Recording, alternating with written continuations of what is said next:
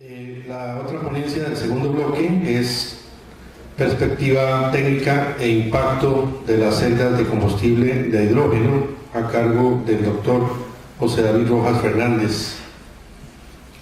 Él es ingeniero PhD, es director actual del Departamento de Automática de la Escuela de Ingeniería Eléctrica de la Universidad de Costa Rica, coordinador del Laboratorio de Investigación e Ingeniería de Control de la misma universidad. Es ingeniero graduado de la UCR, obtuvo el título de maestría en automática y robótica de la Universidad Politécnica de Cataluña y el doctorado en informática industrial en la Universidad Autónoma de Barcelona. Experto en modelado, simulación y control de sistemas dinámicos. Sus áreas de interés son el control de procesos, el control óptimo, la automatización industrial y la aplicación del control y el modelado en áreas relacionadas con fuentes renovables de energía y aplicaciones a la agricultura. Es consultor para entidades públicas de Costa Rica, investigador activo y cuenta con publicaciones científicas internacionales en temas como el control de sistemas de generación basados en hidrógeno, control de plantas de tratamiento de agua y sintonización de controladores industriales. Ha impartido los cursos de análisis de sistemas, control digital y automatización industrial y es miembro del Colegio Federado de Ingenieros y Arquitectos. Adelante, don José. Muchas gracias, buenas tardes a todos.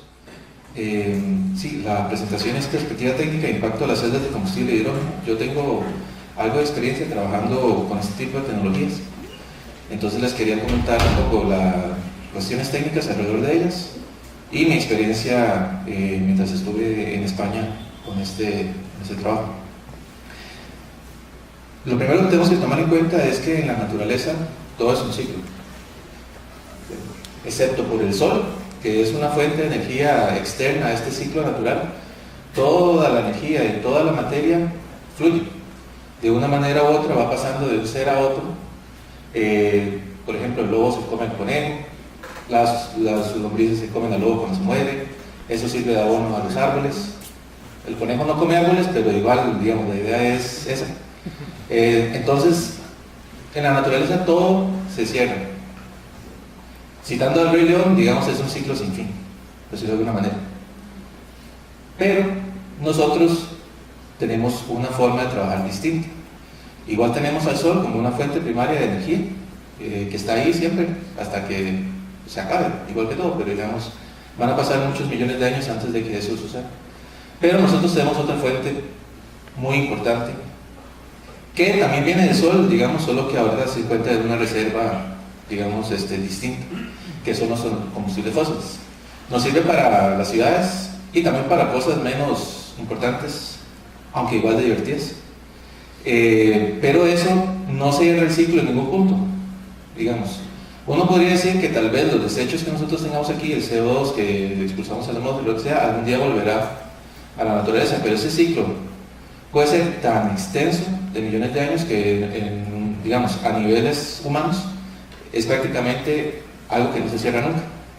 Entonces, sabemos que esto es finito y por lo tanto lo que terminamos es en un ciclo que no es sostenible de ninguna manera.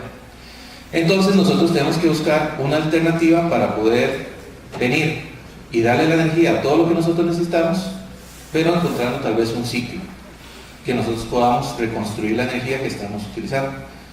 Y una de las alternativas es lo que se llama la economía de hidrógeno. El concepto de economía de hidrógeno fue propuesto originalmente en 1972. Eso ya es algo, digamos, bastante, que lleva bastantes años. La idea es que el hidrógeno sea el vector de energía que se utiliza para todo y que preferiblemente el hidrógeno se produzca a partir de energías renovables, no necesariamente energía solar, pero digamos preferiblemente, porque existen ciertos mecanismos, ya sea por combustión o por otros métodos que vamos a ver ahorita, que después de que se utiliza el hidrógeno para producir electricidad, lo que se vuelve a producir es agua. Entonces, si nosotros podemos tomar el agua, que aquí tenemos bastante, producimos el hidrógeno a partir de esto, el hidrógeno nos sirve para almacenarlo y además como vector de energía, y luego utilizamos eso para la energía y que vuelve a ser agua, ahí estaríamos más o menos cerrando el ciclo, que es lo que nosotros necesitamos. Y una de las tecnologías para hacer esto son precisamente las celdas de combustible. que son las que les voy a hablar, digamos, en esta presentación. Pero antes vamos a hablar un poquito del hidrógeno. Yo trabajé en el IRI. El IRI es el Instituto de Investigaciones en Informática Industrial. Ahorita vamos a hablar más de eso, cuando ya entremos a la parte de las celdas de combustible. Entonces, el hidrógeno es el elemento más abundante del universo. El Sol, podemos decir que es una bola gigante de hidrógeno. La única diferencia es que no se está quemando, sino que ahí lo que hay es un proceso nuclear que convierte el hidrógeno en helio y otros elementos más pesados. Pero ese es el elemento más abundante del universo, incluso aquí en el planeta Tierra. El problema es que el hidrógeno nunca viene solo. O sea, ni siquiera viene un átomo de hidrógeno solo, porque siempre viene de dos átomos de hidrógeno juntos. Es un elemento bastante popular. Y el hidrógeno, digamos, como siempre está mezclado, no hay una manera sencilla de obtenerlo puro aquí, digamos, en nuestro planeta. Entonces tenemos que pensar en cómo almacenarlo. Otro problema del hidrógeno es que es explosivo. No sé si ustedes han escuchado de los zeppelins. Hubo un gran accidente en los años 30, creo, en que un zeppelin explotó, digamos, porque chocó, y como estaba lleno de hidrógeno, pues eso fue una explosión gigante, ¿verdad? El helio es muy útil, tiene una cantidad de energía bastante buena, o sea, tiene bastante grande. El problema es hacer el elemento más sencillo, tiene una densidad muy baja. Entonces, para usted tener una cantidad de helio considerable, necesita o un volumen muy grande, o ese volumen comprimirlo, digamos, para poder tener una masa de hidrógeno suficiente para producir energía para eso. Entonces, ese es otro problema. Y el otro problema es cómo convertirlo eso en electricidad. Entonces, esas son las tres cuestiones técnicas más importantes: la producción, el almacenamiento y la conversión a energía eléctrica. Entonces, en la parte de lo que es producción, existen varios métodos para encontrar el hidrógeno. Uno de los más importantes, y el que yo personalmente considero que en Costa Rica es de los más importantes, es convertir la biomasa en hidrógeno utilizando alguna manera, que puede ser bioquímica, por gasificación, como el que nos presentaron al principio de la jornada, o un reformado, que lo que hace es convertir la biomasa por método, digamos, utilizando agua a alta presión, para separar el hidrógeno de la biomasa como tal. Yo ahorita estoy trabajando más en lo que es la parte bioquímica. La idea que yo tengo, digamos, en la universidad, parte es utilizar residuos agrícolas para producir hidrógeno, y a partir de ese hidrógeno producir electricidad. Entonces ahí tal vez podríamos utilizar, matar los pájaros de un solo tiro, como vamos a ver ahora.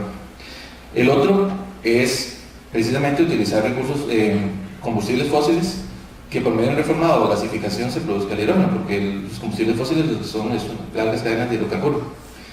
Lo que pasa es que esto no tiene mucho sentido lo que queremos hacer, ¿verdad? Porque no vamos a utilizar combustibles fósiles para generar el hidrógeno, porque llegamos a lo mismo. Tal vez produce menos contaminación que usar gasolina o algo por el estilo, pero igual es un sentido. El problema es que en la actualidad la mayor parte del hidrógeno, el 95%, se produce a partir de combustibles fósiles. Lo que pasa es que el hidrógeno que se utiliza actualmente no es para generar electricidad, sino para, digamos, cuestiones químicas en industria. Entonces, esta de aquí, pues sí, que no lo vamos a tomar en cuenta. Y el otro es la parte renovable, ¿verdad? Electrólisis, que es la separación del agua en hidrógeno y oxígeno, que sería, digamos, como una de lo ideal. También hay disociación térmica solar, digamos, si se lleva el agua a una temperatura muy alta, se empieza a separar también sus componentes, igual que en la parte termoquímica. Entonces, estas son las dos que nos interesan más para cuestiones de generación de hidrógeno, producción. El almacenamiento, ahí ese es otro problema grave del hidrógeno. Ahí existen tres maneras principales, que es con gas comprimido o líquido criogénico. El gas comprimido es, como su nombre lo dice, tener un tanque con un hidrógeno comprimido a muy altas presiones para poderlo, digamos, transportar de alguna manera fácil. El líquido criogénico es más o menos parecido, solo que además de las presiones se lleva a una temperatura muy baja, digamos menos 200 Kelvin para abajo, para que el hidrógeno se vuelva líquido y poderlo transportar así.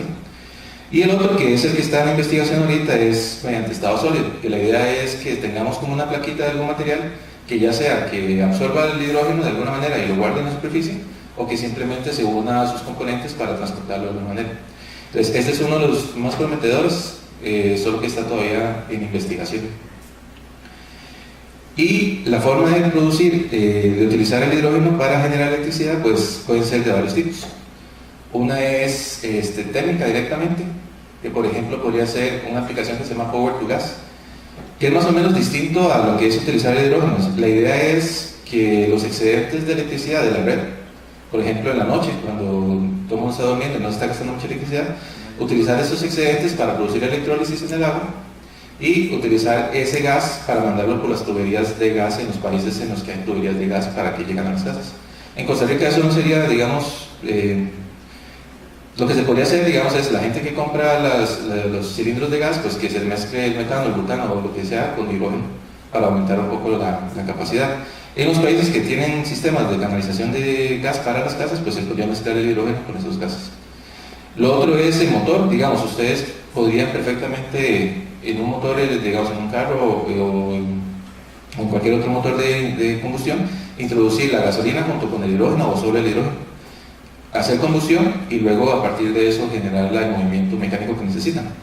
Eso funciona bien. Cuando usted quema hidrógeno lo que produce es agua, entonces estaría bien, solo que no es, digamos, como la manera que yo les propongo de hacerlo. La manera que yo les propongo es pasar directamente el hidrógeno a la electricidad por medio de estas celdas de combustible o pilas de combustible, como vamos a ver ahorita. Entonces, estas pilas de combustible al final lo que son dispositivos electroquímicos. Si quisiéramos hacer, digamos, propaganda, podríamos decir que es una batería infinita, con restricciones, que es infinita mientras tengamos hidrógeno. En el momento en que no hay hidrógeno, pues ya deja de funcionar como batería. Pero se puede ver como una batería. Al final de cuentas, la estructura es muy parecida. Tiene dos electrodos y en medio tiene una parte alcalina o ácida que lo que hace es facilitar el transporte de iones a través de ellos. Y lo bueno de las pilas de combustible es que solo su residuo es agua y calor. Entonces, este es un ejemplo de una pila de combustible que utilizamos allá en Barcelona. Aquí se tiene, digamos, la parte de hidrógeno, que es el que entra, y por aquí sale el agua. Y si ustedes ven, el agua tiene, pero el aire. El aire, como ustedes ven, tiene unas gotitas aquí. Ese es porque la salida de la pila, lo que es el residuo es agua, que sale por este canal de acá. Entonces, ese es un ejemplo de una pila que vamos a ver ahorita. Ahora, estas pilas de combustible en realidad no es una tecnología nueva. Se descubrió en los 1800 un señor que se llamaba William Group. Él fue el que, digamos, descubrió el proceso electroquímico de las pilas de combustible, porque él pensó que si uno podía hacer electrólisis de agua, ¿verdad?, convertir el agua en hidrógeno y oxígeno mediante una corriente eléctrica, pues debería también suceder lo contrario, usted tener hidrógeno y oxígeno y formar agua y que eso produzca una corriente eléctrica. Entonces, después de unos experimentos, pues él lo logró, que sería este de aquí. Pero esto no se llegó, digamos, a comercializar nunca, sino hasta el siglo XX. Se utilizó, digamos, por primera vez a gran escala en las misiones Gemini y Apolo de la NASA. Ellos llevaban unas pilas de combustible de tipo alcalino para producir su electricidad y el agua pura también del agua, de la nave. Entonces es una tecnología que lleva su rato, pero todavía tiene muchos, digamos, puntos que mejorar para llegar a ser económicamente viable, digamos, comercialmente viable. Entonces, las pilas de combustible son de diferentes tipos. La principal, a la que se le ha dado más importancia en los últimos años, es la de intercambio de protones, membrana de intercambio de protones, que lo que tiene en su electrolito es un polímero, que se llama nafión. El nafión es como el teflón. Entonces es un plastiquito. Ese plastiquito permite, digamos, solo pasar iones de hidrógeno a través de él. Entonces, lo que hace es separar precisamente el hidrógeno en un electrón y un protón. El protón pasa por la membrana, pero el electrón no. Entonces, el electrón lo utilizamos para, digamos, alimentar un circuito eléctrico. Entonces, más o menos esa es la idea. Hay otras, y lo que se diferencian es en el tipo de combustible que utilizan y el tipo de membrana. Y dependiendo de estas dos cosas, pues la temperatura a la que funciona. Conforme nosotros vamos bajando en este cuadro, llegamos hasta las pilas de óxido sólido, que utilizan un tipo de circonia, una cerámica, que tienen que funcionar, digamos, a 1000 grados Celsius. Entonces, ese sí es, digamos, para otro tipo de aplicaciones, como por decir algo, que ustedes quieren alimentar un edificio y al mismo tiempo que quieren calentar agua en el mismo edificio. Entonces, podrían utilizar una pila de combustible para eso. Otras que son, digamos, esta es interesante. Esta de aquí utiliza metanol directamente, que es un alcohol. Entonces separa el hidrógeno y lo que sí produce es CO2 a la salida porque tiene, digamos, el carbono en el metanol. Pero, digamos, en general todas funcionan parecidas. Como estas son las que más importancia se le ha dado últimamente, entonces vamos a hablar solo de estas. Entonces, una PEM que se llama una pila de combustible tipo PEM, lo que tiene son estas tres partes de aquí. Tiene el ánodo, tiene el cátodo y la parte de la membrana electrolítica. Entonces, la idea es que cuando llega el hidrógeno, aquí además del cátodo, del ánodo, de este electrodo, se tienen componentes de platino que funcionan como catalizador. Entonces, el platino acelera la reacción, que entonces no tiene que suceder a temperaturas muy altas, y separa el hidrógeno en dos partes, en 4 protones y 4 electrones. Entonces, los 4 protones son capaces de pasar por la membrana, los electrones no. Entonces los utilizamos en un circuito externo. En el cátodo se mezclan los iones de hidrógeno, que son estos protones, con el oxígeno, que normalmente no se le mete oxígeno puro, sino que se le mete aire del ambiente, filtrado, por supuesto. Se le agregamos 4 electrones y luego, no mágicamente, pero digamos por el poder de la química, se mezclan y producen agua y calor. Entonces, esa es la cosa. Aparte de agua y electricidad, produce calor, y eso es lo que limita un poco la eficiencia de las pilas de combustible. Aún así que las limitan, digamos, terminan siendo un poco más eficientes que los motores de combustión. Esta curva que está aquí es el comportamiento de la tensión de salida del voltaje con respecto a la corriente que se le está pidiendo. Al principio, digamos, teóricamente uno podría obtener más o menos 1.2 volts de una celda. 1.2 volts en general es poco, pero conforme se le pide corriente, peor aún lo que empieza a pasar es que la tensión empieza a bajar, ya sea por cuestiones de inicialización de lo que es la reacción química, por pérdidas óhmicas o ya por saturación de los gases. Cuando se mezclan estas tres cosas, digamos esta curva que se le llama curva de polarización. Entonces, uno podría entender eléctricamente una pila de combustible como una fuente no regulada. Ustedes piden corriente y la tensión va a ir bajando, además de que son 1.2 volts nada más. Entonces lo que se hace normalmente es hacer una pila de celdas, sobre una celda una de otras en serie y en paralelo, y uno entonces produce esta pila. Que lo que tiene aquí son placas que se llaman placas bipolares, que están construidas de tal manera que permitan intercambiar electrones entre las partes, pero no permitan que los gases pasen. Normalmente se usa grafito para eso. Entonces, en una de las canales metemos hidrógeno, en otros canales pasamos el oxígeno y conectamos muchas pilas una después de otra, y así podemos obtener el arreglo que nosotros queramos en tensión. Entonces, eso es, digamos, lo principal en las pilas de combustible, siempre tener varias celdas de estas. Es como tener una batería normal, una batería da muy poco, entonces lo que usted hace es poner muchas baterías en serie para tener la tensión completa. Ahora, las ventajas y desventajas. Bueno, una ventaja es que tiene menor contaminación. Si se utiliza hidrógeno puro, no habría contaminación del todo, porque no se expulsa CO2 a la atmósfera. El problema es que la infraestructura es inmadura de hidrógeno, todavía hace falta bastante como para la parte de producción. Tiene una mayor eficiencia, por ejemplo, que un motor de combustión, pero es muy sensible a los contaminantes. Hay que poner hidrógeno muy puro para que una pila PEM funcione correctamente. Es modular y escalable, se pueden crear pilas de cualquier tamaño, digamos, siempre que uno tenga los materiales y el espacio. El problema es que los catalizadores son costosos. El platino, bueno, hasta donde tengo entendido, es el metal más caro del planeta. Entonces, digamos, no se puede utilizar en grandes partes porque es muy costoso.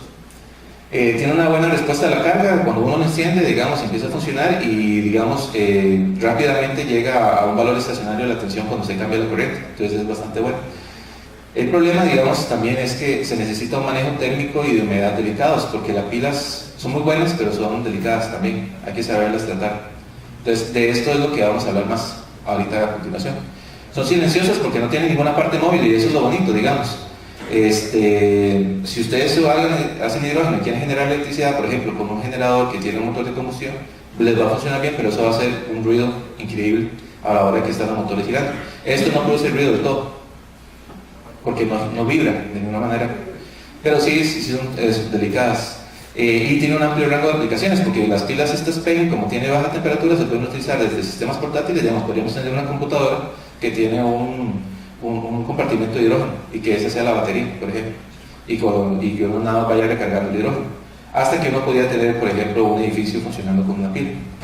El problema es la seguridad del hidrógeno, ¿verdad? Uno no va a querer andar con una bomba en la parte de atrás que podría estallar en cualquier momento.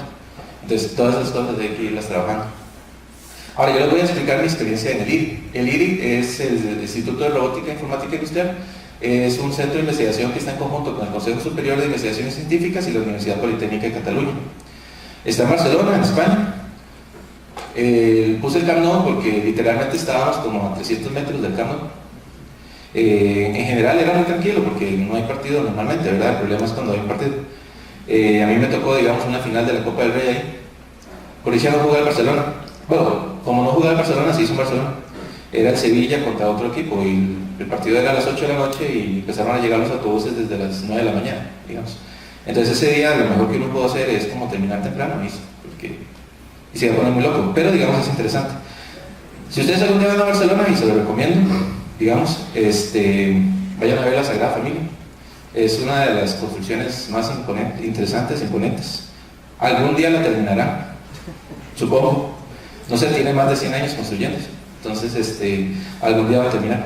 Esperemos que los problemas que están ahí, pues, se resuelvan de una manera u otra pronto. Porque, digamos, a mí me duele un poco lo que pasó el domingo, ya que estamos aquí. Porque uno es de ahí, bueno, no, yo no sé de ahí, pero estuve viviendo ahí 4 años, ¿verdad? Entonces, yo espero que todo funcione bien. Entonces, en este IRI, tiene muchas cosas, pero dentro de los laboratorios que tiene es el laboratorio de pilas de combustible.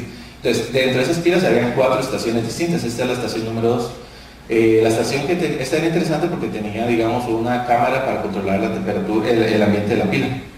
Entonces, el objetivo del proyecto que yo hice ahí fue la implementación de la instrumentación y pruebas en una pila de 600 watts enfriada por agua.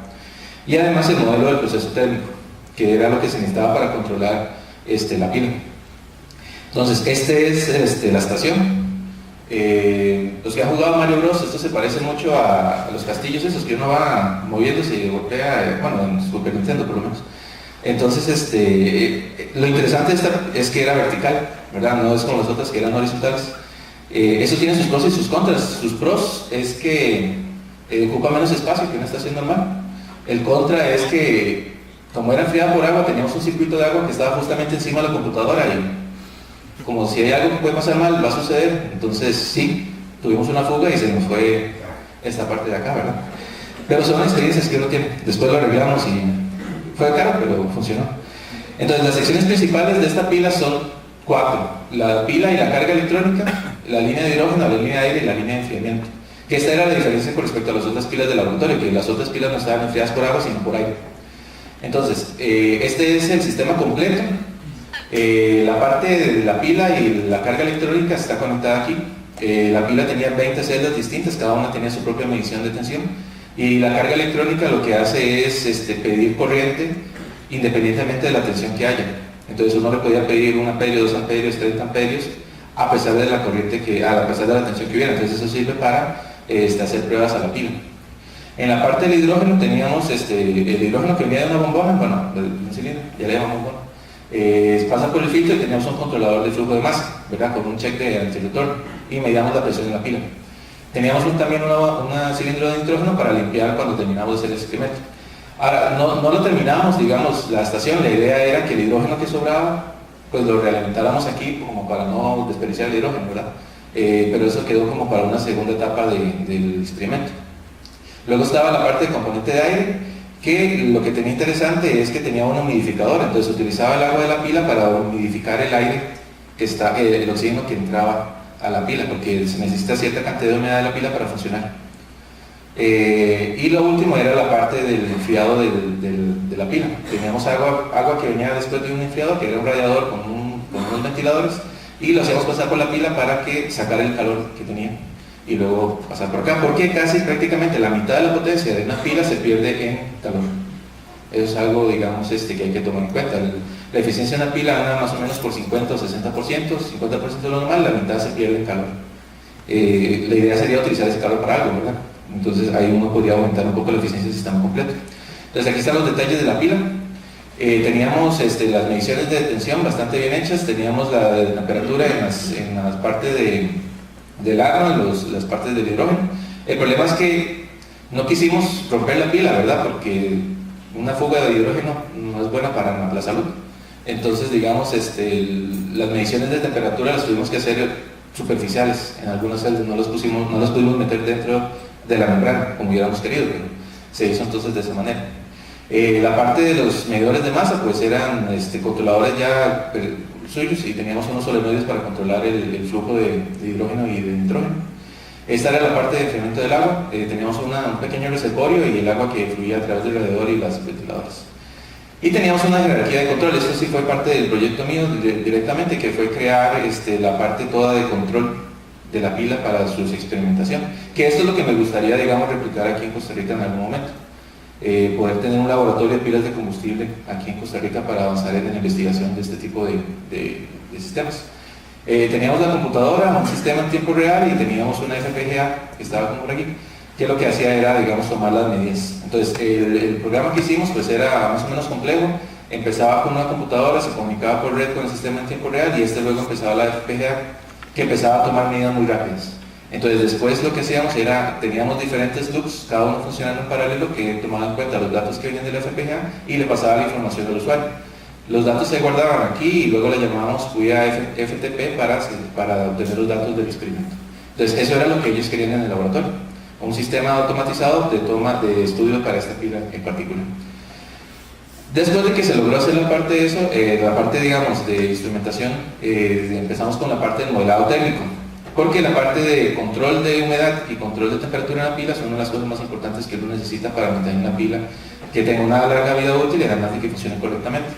El problema es que nosotros queríamos hacer control, pero los modelos que existían o suponían que la pila era una caja que se calentaba nada más, o suponían que teníamos que hacer, digamos, un modelado muy detallado que era imposible utilizar luego para un control en línea. Entonces la idea era tener un modelo que estuviera a la mitad, que pudiera darnos información espacial, pero que no necesitáramos mucho cálculo. Entonces ahí lo que hicimos fue separar la pila en diferentes partes, cada una en una celda, y modelar cada una de estas como si fuera un equivalente térmico o un equivalente eléctrico de la parte térmica. Entonces cada una de estas pilas, lo que se obtuvo, digamos, el modelo completo es y luego se repetían para cada una de las celdas. Entonces esta era la etapa que estaba acá, esta es la etapa final y esta era cada una de las celdas. Estos capacitores que están aquí son capacitancias térmicas, esos son almacenamientos de energía, que es cuando una materia se calienta o se enfría, y representa una ecuación diferencial. Entonces, si teníamos 3 aquí y teníamos 20 celdas, eso representaba 60 ecuaciones diferenciales, todas funcionando al mismo tiempo, más la etapa aquí. Entonces un total de 62 ecuaciones diferenciales que tenía el modelo, y eso lo teníamos que convertir para hacer control. Entonces, nada más rápidamente, un poquito de mate. Si teníamos esta parte que era la izquierda, esto de aquí nada más hacemos un análisis de circuitos y obtenemos esta ecuación diferencial. Esta parte de aquí hacemos el mismo análisis y luego reacomodándonos obtenemos esta ecuación diferencial que se repite para cada una de las pilas. Entonces, como nosotros sabíamos cuánto mide cada pila, podíamos tener más o menos una descripción espacial de las temperaturas sin necesidad de hacer, digamos, componentes muy finos como se haría normalmente.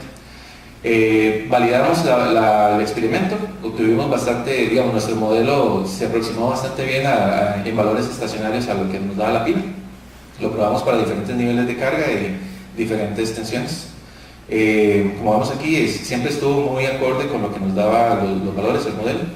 Y luego para la parte dinámica, porque la idea del control es tener también la parte dinámica, si nosotros no tomamos en cuenta la temperatura de entrada de la parte de enfriamiento, pues nos da una diferencia bastante grande aquí, y en el momento en que lo tomamos en cuenta, entonces ya nos da bastante bien.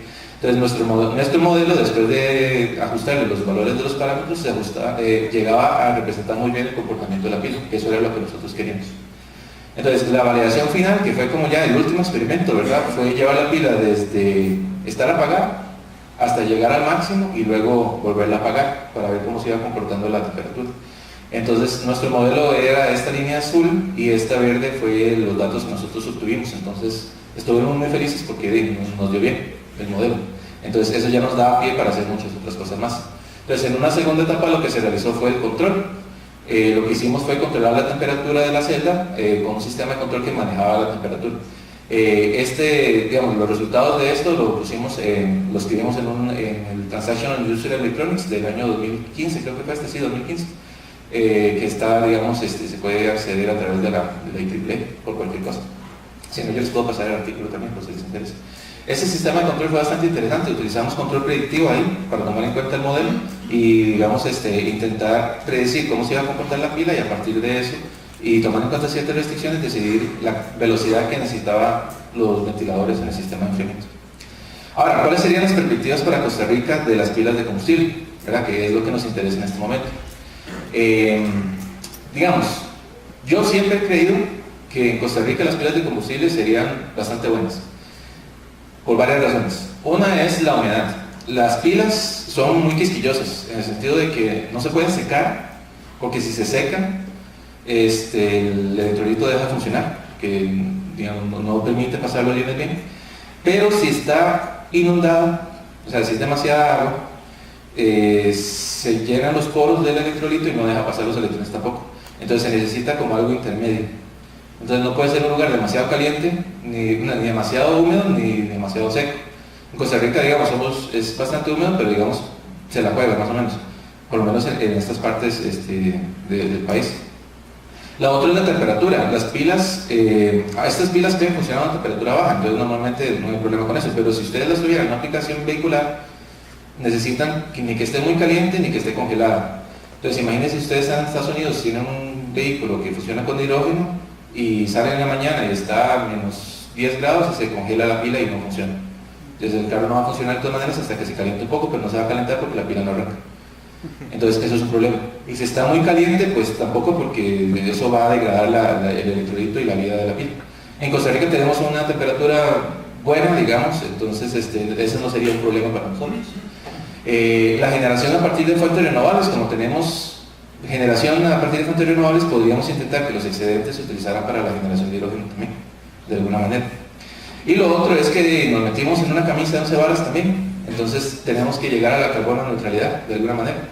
Entonces eso lo único que queda es de alguna manera eliminar el uso de los recursos fósiles. No hay de otro, digamos. Entonces esto es un paso en esa dirección, ¿verdad? Él está de acuerdo. Entonces, uno de los primeros pasos fue el que dio Adastra en Costa Rica, en Liberia. Ellos compraron un bus de hidrógeno. Hasta donde tengo entendido, el bus de hidrógeno utiliza un motor eléctrico, no utiliza un motor de combustión, entonces eso es bastante bueno, tiene una pila de combustible dentro de él. Ellos utilizan, creo que, energía eólica para producir el hidrógeno a partir de electrólisis. Entonces, lo que hay que ver es si es suficiente para suplir las necesidades del bus, por lo menos. El bus se llama, bueno, no sé cómo pronunciar esto, está en Chorotega, digamos en Yuti. En Yuti significa estrella, que es bastante, digamos, porque las estrellas son bolas de hidrógeno, entonces está bien. Aproximadamente 150 kilómetros alrededor es lo que van a estar diseñando el bus. Lo único es que no necesitamos un bus, ¿verdad? Necesitamos muchos buses. Y para tener muchos buses lo que necesitamos es brazo político también. Entonces ahí necesitamos que la gente que toma las decisiones en Costa Rica pues se den cuenta de estos avances y ayuden, digamos, a de alguna manera incentivar la investigación en estas áreas. Actualmente en el programa de expansión del ICE el hidrógeno no está considerado como una fuente que se vaya a tomar en cuenta en los siguientes años. Habría que ver cómo avanza y cómo nosotros ayudamos a avanzar este tema para permitir que sí llegue a ser importante, digamos, de la parte. Desde mi punto de vista, digamos, un carro eléctrico sería ideal si fuera, digamos, en vez de ser PHEV, que es enchufable, ¿verdad? Híbrido, que fuera PHEV, o sea, que fuera híbrido, pero que híbrido con hidrógeno. Entonces, digamos, es un carro eléctrico que se enchufa, que cuando se acaba la batería, pues entre a funcionar la pila eléctrica para cargar y mover el carro. Entonces, algún día. Y lo que les estaba diciendo al principio, ¿verdad? Ya que estamos en esto, pues matemos dos pájaros de un solo tiro. Utilicemos, esto no es nuevo, digamos, esto ya se utiliza en algunos lados y hay gente que está investigando, a partir de un proceso anaerobio, que serían estos digestores que tenemos aquí, biodigestores. Lo que hacemos es dejar a las bacterias oscuras y sin oxígeno, digamos, esa es más o menos la idea. Y ellas entonces empiezan a comer el oxígeno del sustrato, digamos, de biomasa que hay ahí, y lo que ellos expulsan es metano. El metano es CH4. La idea sería entonces convertir ese metano de alguna manera en hidrógeno para ponerlo en una pila, ya sea con un reformador, que eso es bastante costoso, digamos, habría que ver cómo se hace, o directamente utilizando el metano para alimentar una pila de combustible, por ejemplo, el tipo soft que habíamos visto al final, la que era 1000 grados, para, digamos, empezar a funcionar. Yo fui a esto es en cocina americana, en Cardal, bastante interesante el sistema de biogestión que tienen ahí. El problema es que el generador que produce electricidad es un escándalo, digamos, ustedes empiezan ya a funcionar y echan uno por todo lado y hace un ruido tremendo, ¿verdad? Como si fuera una pila de combustible, no haría ningún ruido del todo. Claro, había que cuidarla más, ¿verdad? Pero poco a poco la tecnología va a ir mejorando. Y si no, digamos, utilizar los recursos que tenemos, ¿verdad? Si en algún momento hay una sobreproducción de solar, pues utilizar esa sobreproducción para producir hidrógeno y guardarlo. Si en la noche están botando el agua ahora que está lloviendo mucho, digamos de las embalses, pues en vez de botarla directamente, pues utilicémoslas para producir electrólisis y guardamos el hidrógeno. Y digamos, si tenemos viento, y bueno, aquí el viento es un poco que se utiliza siempre, pero en caso de que sobrara por alguna razón y no lo queremos desperdiciar, pues produzcamos hidrógeno. Y así lo vamos guardando por lo menos, y luego se utilizará para lo que uno quiera. Entonces más o menos esa es la idea que nosotros tenemos, que queremos explotar nosotros en el laboratorio de control, es cómo aprovechar, cómo hacer inteligentes estos sistemas para producir electricidad sin necesidad de contaminar. Y esa sería más o menos la perspectiva que yo tengo y la experiencia con pilas de combustible. Si alguien tiene alguna pregunta, con mucho gusto les puedo responder. No sé si duré mucho o poco porque no tomé el tiempo, pero...